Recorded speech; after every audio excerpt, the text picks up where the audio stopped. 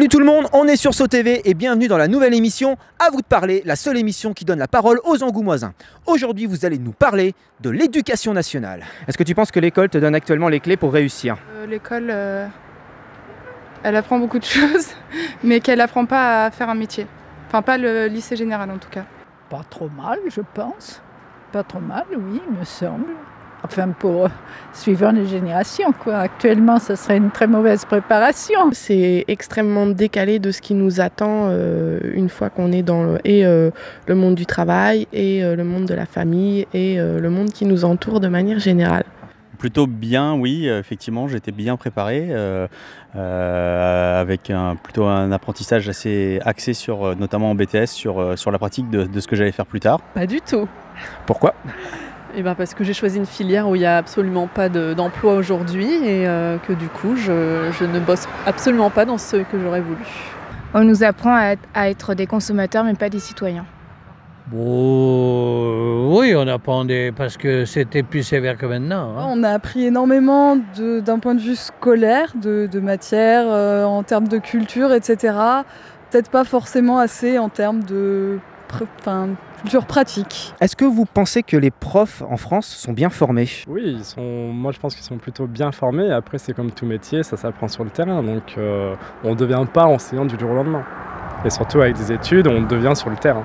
Pas trop, depuis quelques années, pas trop. Ils n'ont pas plus vraiment de formation, sauf leurs études universitaires. Mais autrement, au point de vue formation pédagogique, je pense que ça manque beaucoup. En fait, je pense que le problème n'est pas tellement en termes de pédagogie qui leur manquerait, mais plus de pratique en fait. Ils sont pas tous pareils, il y en a ils sont vachement proches des élèves, ils aident quand ils ont des problèmes et tout. Il y en a d'autres, c'est vraiment ils sont là que pour faire leurs cours et le reste ils sont pas là pour ça, quoi. On est parti sur le postulat que l'école est importante, que former les esprits c'est important, mais justement essayons de les former et pas de les formater, ce serait pas mal. Ça dépend parce qu'il y en a qui ont plutôt la force d'affronter les élèves, on va dire. Mais il y en a d'autres, je trouve qu'ils sont pas du tout préparés à ça et ils sont complètement marchés dessus en fait. Après, je vois que dans certains collèges ou lycées un peu plus difficiles, effectivement, je pense qu'il manque un peu d'outils pour faire face à des situations pas faciles. Trouvez-vous que le rythme scolaire soit adapté aux enfants à l'école primaire? Je sais que c'est en Allemagne, ils ont cours le matin et l'après-midi, ils ont des activités soit artistiques, ils peuvent faire de la musique ou du sport. Et je pense que c'est plus constructif parce que c'est vrai qu'il y a certains moments dans la journée où inconsciemment l'élève il peut pas forcément être à fond dans ce qu'il fait. Oui, mais aussi ils ont beaucoup moins de vacances, ils travaillent plus longtemps. Et je trouve que même si parfois on en a marre des cours et tout, c'est quand même pas mal. On se plaint beaucoup, mais c'est quand même pas mal. On se rend pas compte. Alors moi je trouve le rythme scolaire reformé c'est plus dur pour les enseignants que pour les élèves. Parce que les élèves, si on propose des activités diverses, alors eux ils s'ennuient pas. Non, pas trop, je pense que c'est pas très adapté, effectivement. Seulement c'est difficile d'adapter le rythme de l'enfant et la vie de la famille. C'est pas toujours possible. Les intérêts des uns et des autres ne correspondent pas toujours. On parle de rythme scolaire, en fait, et on l'a vu avec la récente réforme, on a beaucoup parlé des emplois du temps, de faire des réformes en accord avec le rythme de l'enfant, etc., etc. Sauf qu'on a parlé de tous les rythmes, sauf de celui de l'enfant. Moi, je trouve qu'ils n'en font pas trop, hein. Parce que je trouve qu'il y a beaucoup de vacances, moi. Oui, beaucoup de vacances, parce que vous n'allez pas me dire, là, les vacances de la Toussaint, là. Mais dans le temps, on n'avait pas ça, nous. Je trouve qu'il y a peut-être trop d'heures dans une journée pour les enfants qui soient assez concentrés.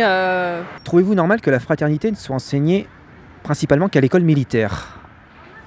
Non, c'est quelque chose qui devrait être universel, je pense, et pas uniquement à l'école militaire, non, effectivement, oui. Les cours d'éducation civique sont censés être là pour ça. C'est vrai qu'en primaire, on va plutôt découvrir des choses générales, pareil, des choses qui vont donner les bases, donc c'est un peu plus compliqué. Il y a des choses qu'on ne peut pas apprendre à l'école, donc surtout avec les effectifs qu'il y a dans les classes. Donc moi je pense que c'est normal que ça ne soit pas enseigné. Moi je pense que oui, ça devrait être enseigné, plus. Parce que oui, c'est vrai que l'esprit de compétition c'est bien, mais trop... Ça serait pas de mal, hein? Ouais, ça serait pas mal, parce que moi je vois, on prend les bus là, des personnes âgées là qui sont tout debout là, fatiguées puis tout.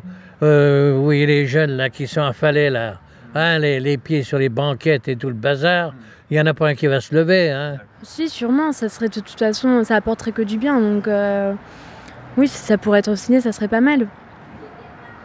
Je suis d'accord. C'est vrai qu'on devrait vraiment nous apprendre à respecter son prochain et à pas le juger sur... Enfin, justement, nos différences, c'est ce qui fait notre force. Enfin, c'est ce qui fait au niveau des cultures, au niveau de nos origines, enfin vraiment de beaucoup de choses. C'est ce qui fait ce qu'on est, quoi. Donc, tout le monde devrait comprendre ça, mais après, on nous l'enseigne pas assez, quoi, je pense. Il n'y a pas eu de grève encore des enseignants cette année. Pourquoi, selon vous? Parce qu'on n'est pas tout le temps en grève. Enfin, les enseignants sont pas tout le temps en grève. Non. Parce que ça va pas tarder. Parce que l'éducation nationale s'améliore. Peut-être, je ne sais pas. On est parti, donc on ne sait pas. Aucune idée. Parce qu'ils se sont rendus compte que ça servait à rien. Ils sont peut-être contents. Non, je pense que pour le moment, c'est pas opportun, donc voilà. On va faire la grève pour faire la grève. Pour être honnête, j'ai une vision très caricaturale de. J'ai l'impression qu'ils font, toujours grève un peu pour les mêmes enjeux, et donc je me dis ça va forcément revenir. Ok. Dernière question. Actuellement, qui est le ministre de l'Éducation nationale en France? Éducation. Ah, je serais incapable de vous dire. Je sais que le président, c'est François Hollande. Ah, alors là, je dirais pas son nom. Mais je le sais même pas. Oui, je l'ai su pourtant. Non, non, non, non, non, vraiment, c'est une colle pour moi, là. Je sais pas. Alors, elle a un nom imprononçable? C'est Najat. Najat Belkacem. Actuellement, c'est Najat Belkacem. Valo Belkacem. Bonne réponse. Voilà, c'est terminé pour cette émission consacrée à l'éducation nationale, mais on se retrouve pour continuer le débat sur la page Facebook SoTV avec l'hashtag AVDP. N'hésitez pas à poser vos questions et proposer les thèmes des prochaines émissions. Merci de nous avoir suivis et à bientôt sur SoTV.